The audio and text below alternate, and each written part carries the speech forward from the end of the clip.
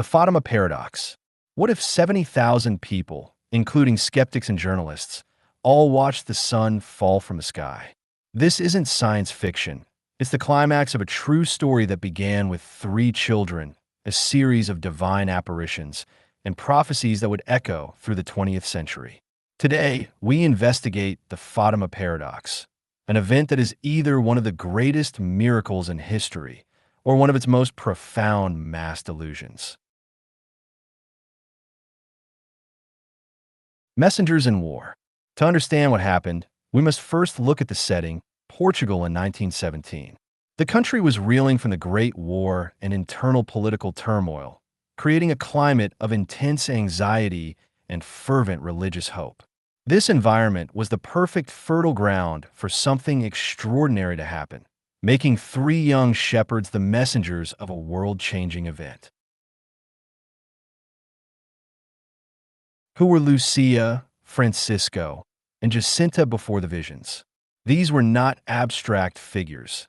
They were illiterate shepherd children accustomed to a harsh, simple life. Lucia, the eldest, was the serious and articulate leader, while her cousins Francisco and Jacinta were more introspective and sensitive. Their distinct personalities provide three different lenses through which the mysterious events were filtered and reported. Were they unusually devout, or was their piety typical for their time and place? The key distinction is between cultural habit and intense, personal focus. Most children of that era were religious by default, but the Fátima children displayed a piety that was unusually proactive and profound even before the main events. It's the difference between knowing the rules of a game and being an athlete who trains relentlessly for it. Their devotion was already in a state of high readiness. How did the authorities, both secular and religious, initially react to the children's claims? The initial reaction from the establishment was not belief, but hostile suspicion. Both secular and religious authorities subjected the children to grueling interrogations, viewing them as either liars or victims of a political plot. The situation escalated when a local administrator kidnapped the children, a desperate and illegal act meant to intimidate them into recanting their story. The encounter begins. The story begins not with a gentle fable, but with a startling interruption of the children's reality. These were not passive, dreamlike visions. They were reported as powerful, immersive encounters that left a permanent mark. The initial apparitions were the catalyst, the flashpoint that ignited a century of debate. What did the children claim to see and hear during that first encounter in May? They described a lady of intense, otherworldly brilliance, brighter than the sun, which was an inadequate attempt to explain an experience that defied conventional language. It's like trying to describe a color you've never seen before. You're forced in a metaphor. The core of their claim was an encounter with something real, yet fundamentally outside of normal human experience. Beyond the vision, what was the one simple, repeated instruction given by the lady? The central, repeated instruction was to pray the rosary daily for peace and the end of the war. This was presented not as a hopeful wish, but as a direct mechanism for causing change, a spiritual technology with a specific purpose. It was a radical claim that this simple, repetitive act could directly influence a global conflict. How did the tone of the messages change from May to October? The messages began with a simple, almost pastoral call to prayer. However, as the months progressed, the tone shifted dramatically towards the apocalyptic, introducing grave warnings and complex, symbolic secrets. This narrative escalation is a key feature of the phenomenon, moving from personal piety to prophecies of global significance. First secret, hell. Now we come to the core of the mystery, the three secrets. The first was not a verbal message, but a direct, terrifying visual and sensory experience.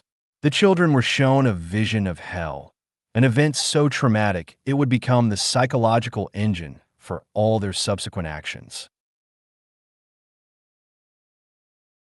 What was the horrifying vision of hell that became the first secret? They reported seeing a sea of fire, populated by demonic and human forms in a state of terrifying, weightless agony. It was a multi-sensory assault of heat, screams, and despair, designed to be an unforgettable warning. The power of the story lies in its raw, unfiltered horror, especially when experienced from a child's perspective. Was this vision a divine revelation? Or was it a nightmare constructed from the religious fears they were already taught? This is a central question for any analysis. The human mind can generate incredibly vivid hallucinations, especially when primed with powerful cultural narratives of heaven and hell. The vision could be interpreted as a waking nightmare, a projection of the most terrifying religious fears they had been taught since birth, rather than a glimpse into a supernatural reality. How did this single vision dramatically alter the children's daily behavior? The vision acted as a powerful psychological catalyst, immediately changing their behavior. They began engaging in extreme acts of self-sacrifice, such as fasting for long periods and wearing rough ropes that caused them pain. This sudden shift from normal childhood behavior to extreme asceticism is a clear data point indicating the profound and disturbing impact the vision had on them. Second secret, conflict. The second secret elevates the Fatima story from a local religious event to a matter of international conflict. It allegedly lays out a prophetic blueprint for the defining geopolitical struggles of the 20th century. This is the point where the visions begin to intersect directly with recorded history. What was the two-part prophecy involving a second Great War and the fate of Russia? The vision specifically warned that if people did not stop offending God, a worse war would begin. It named Russia as the instrument of future chastisement, stating it would spread its errors across the globe. This wasn't a vague prophecy about general conflict. It was a stunningly specific claim made years before World War II and the rise of the Soviet Union as a global power.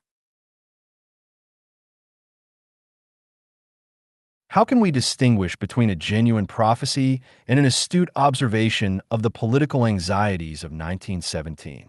The distinction is critical. A prophecy implies knowledge of an event that is not deducible from current information. An astute observation simply extrapolates from existing trends. And in 1917, with a world war raging and revolution brewing in Russia, predicting more conflict was not outlandish. The mystery of Fatima lies in the specificity of its claims, which seem to go beyond simple observation.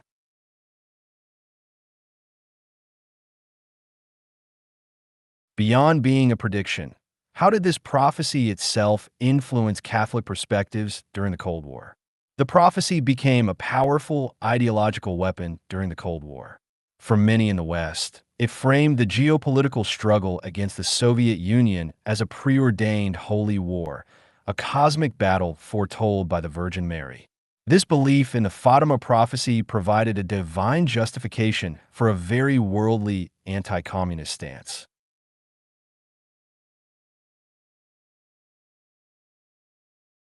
Why did the specific instruction to consecrate Russia become a decades-long mission for the Vatican? For the Vatican, this was no longer just a prophecy to be observed, but a divine command requiring action. The instruction to consecrate Russia became a recurring, high-stakes spiritual objective for several popes.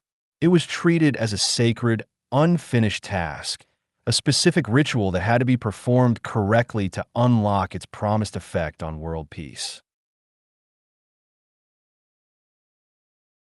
Third secret, enigma.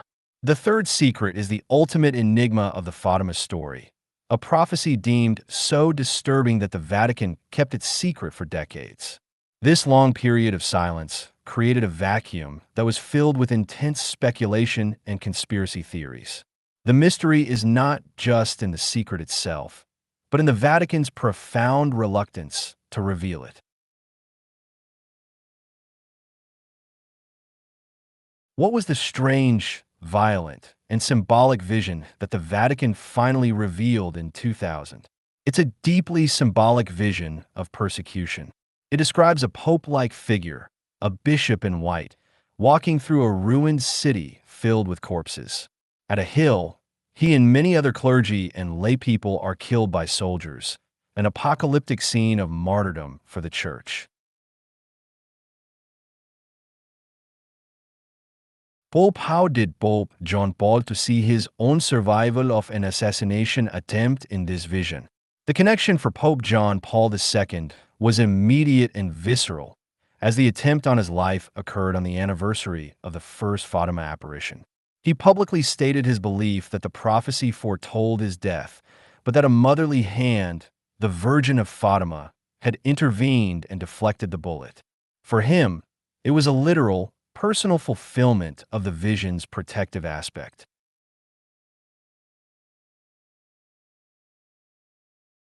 What are some other interpretations of the third secret that don't involve the 1981 assassination attempt?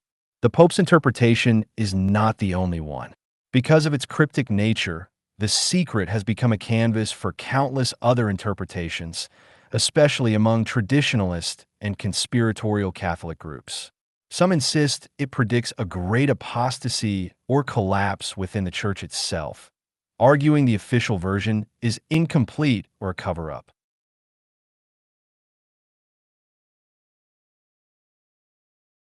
The vision mentions a ruined city, which doesn't fit 1981, so what else could it mean? The ruined city is a powerful, floating symbol that resists easy interpretation. While it doesn't literally fit the 1981 assassination attempt, it can be seen as a metaphor for the moral ruin of the 20th century, the destruction of faith by materialism, or the immense suffering caused by the world wars. It's a symbolic key that seems to fit many different historical and spiritual locks. Could the entire vision be a retelling of ancient apocalyptic stories from the Bible? The vision is saturated with imagery and themes from classic biblical apocalyptic literature, particularly the Book of Revelation. The motifs of martyrdom, a suffering church, angelic intervention, and a final judgment are all staples of this tradition. This suggests the vision might be speaking in a familiar, ancient symbolic language rather than offering a literal snapshot of the future.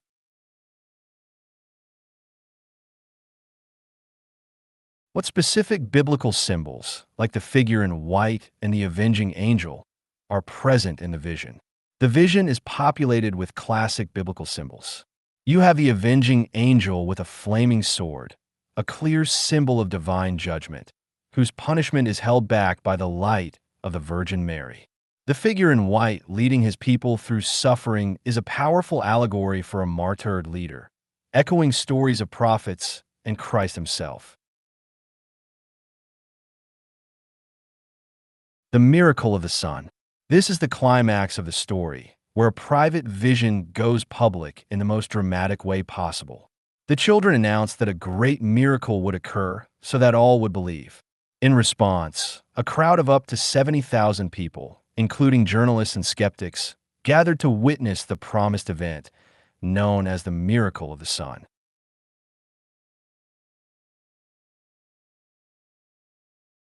What did the massive crowd, including believers and skeptics, report seeing in the sky on October 13, 1917?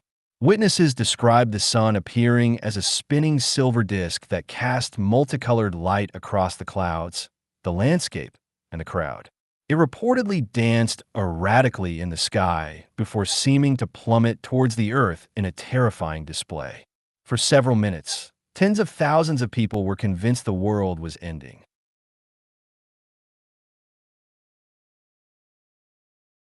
Did all 70,000 people see the exact same thing? No, and this is a crucial point for any rigorous analysis. Witness testimonies were famously inconsistent, with some seeing the full display, others seeing only parts of it, and some seeing nothing at all.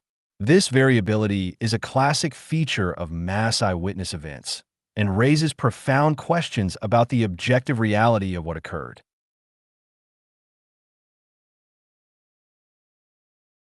What is the most compelling scientific explanation for what 70,000 people might have experienced?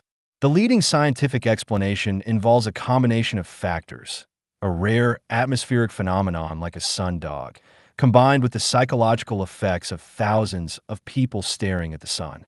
The expectation of a miracle could easily lead the brain to interpret natural optical distortions or retinal fatigue as a supernatural event. We have reports from skeptical journalists who were there. What did they write? The presence of skeptical journalists is one of the most compelling parts of the story.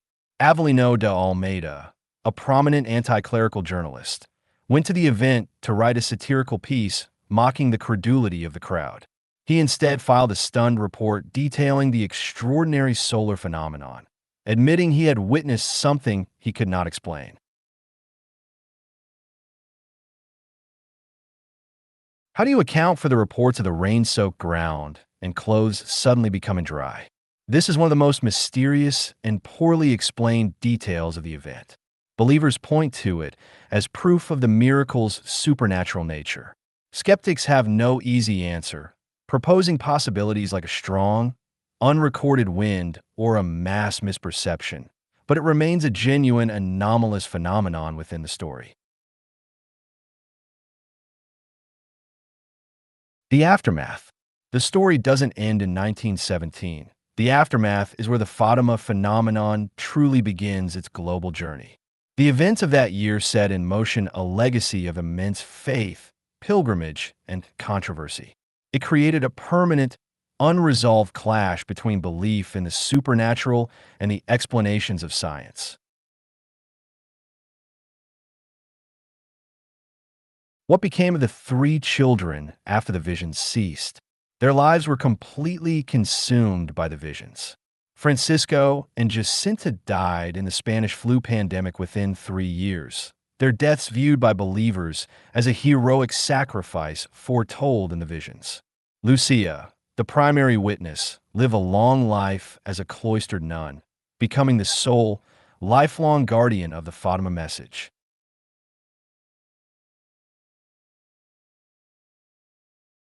How were the early deaths of Francisco and Jacinta from the Spanish flu interpreted by believers? Their deaths were immediately integrated into the martyrdom narrative of Fatima. Believers saw their intense suffering from the Spanish flu not as a tragedy, but as a voluntary offering made to fulfill the vision's call for sacrifice to save sinners. Their deaths became the ultimate proof of their sincerity and the final seal on their testimony.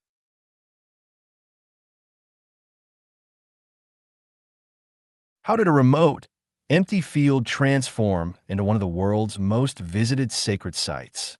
The transformation of the site was explosive. It went from an empty, anonymous field to a global spiritual center in just a few decades, fueled by word of mouth, the drama of the prophecies, and the promise of healing. It's a prime example of how a powerful narrative, if it meets a deep human need, can reshape the physical world and create a sacred site.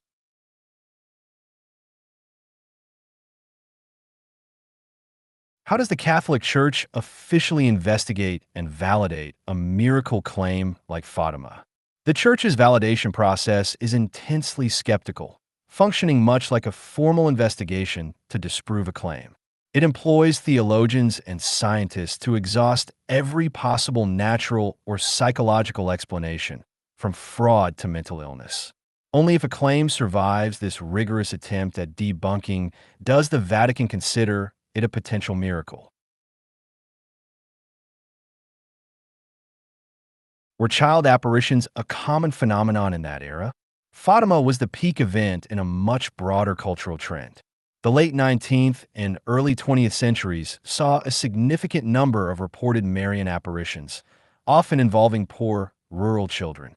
Understanding this historical context is crucial.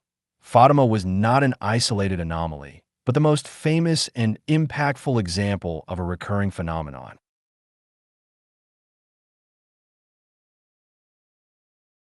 If other children had similar visions, why did Fatima become a global sensation while others faded into obscurity? Fatima had a unique combination of a public, verifiable event, the sun miracle, and prophecies of stunning geopolitical relevance. While other visions remained local folk tales, Fatima's story contained a dramatic, high-stakes narrative that resonated with the anxieties of the 20th century. It was like a spark that landed in a powder keg, causing a global sensation while others fizzled out.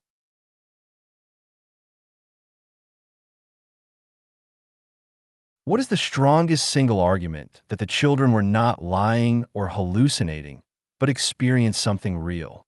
The most compelling pro-argument is the miracle of the sun, specifically the accounts of non-believers. When thousands of people, including skeptical journalists, report a shared, terrifying, and inexplicable experience, it becomes difficult to dismiss it as a simple hoax or a private hallucination. The sheer scale and public nature of the final event suggest something real occurred, even if we debate what it was.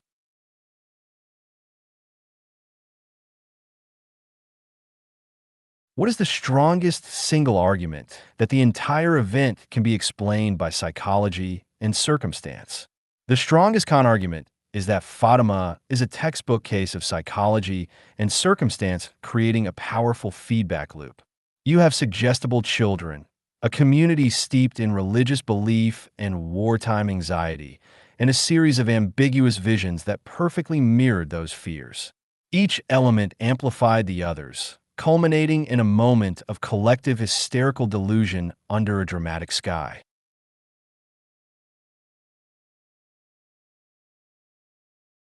After all the analysis, where does the story of Fatima leave us? Ultimately, the story leaves us with an unresolved and fascinating paradox. It is a narrative that can be simultaneously and compellingly interpreted as a genuine divine intervention in a complex psychosocial event. Fatima is like a quantum object. Its nature seems to change depending on the lens through which you observe it.